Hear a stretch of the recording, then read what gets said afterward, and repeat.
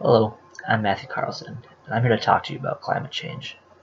Climate change is the defining issue of our time, and we are at a defining moment. Climate change is relevant to everyone because it affects the planet and the ecosystems that every human and living thing is a part of. According to a study that the UN did a couple years ago, it found that the amount of emissions and the temperatures have been rising steadily since the Industrial Revolution.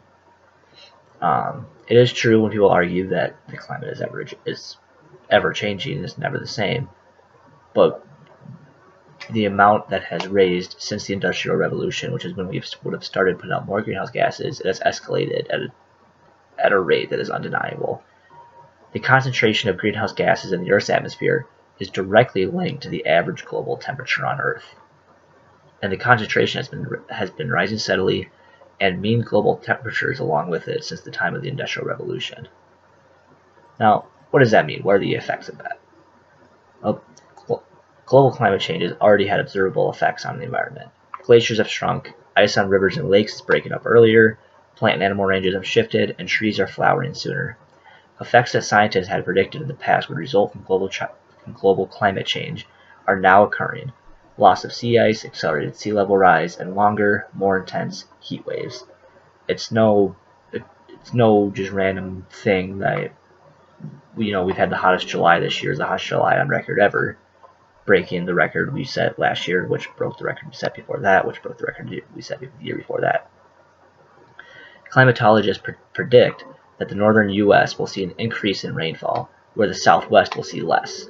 That could be devastating for states like California, especially the southern part of California, that already experiences extreme droughts in the summer. So what's one way we can help? Well, the one thing I think can help a lot is electric cars. We have companies like Tesla that are doing a great job innovating them. They can go a long way. Because remember earlier about how greenhouse gases are the main driver. Well, the most abundant greenhouse gas, accounting for about 2/3 of all greenhouse gases, is carbon dioxide, which is largely the product of burning fossil fuels. When you drive your car, which basically, you're putting out CO2 into the environment. So driving these electric cars can really help our effect on the climate change. The other thing you can do is plant trees, vegetation, and other things that can remove carbon from the air.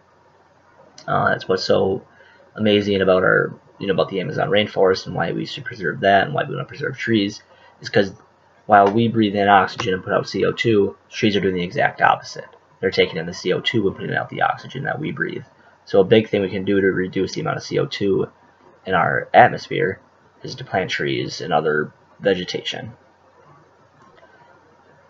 So in conclusion, I've talked about the emissions and the temp rising since the Industrial Revolution and how the most abundant is carbon and good ways to help that. So I hope that this will kind of show you guys, kind of go do your own research, look into it, about climate change and about how, this is something we should all care about. Because, people always say the Earth is dying. Well, the Earth is going to be fine. The Earth is going to continue to be a planet for millennia. It's us that are screwed. It's other animal species, and it's us as a human race. We're just screwing ourselves over. So this is important to other living animals. This is important to us. This is important to any living thing on the planet. It has become a large political issue, and I really don't think it should be a political issue. This is just a life issue. This is an issue that faces all of human civilization. So I hope this is something that you guys can look into on your own, study on your own, and start to really care about. Next time you're at a restaurant, they offer you a plastic straw, say no. And do just, it's only one plastic bag, said 50 million people. Just if you can do those little things around your life to make, keep your single-use plastics down and do other things that you can do to help the environment.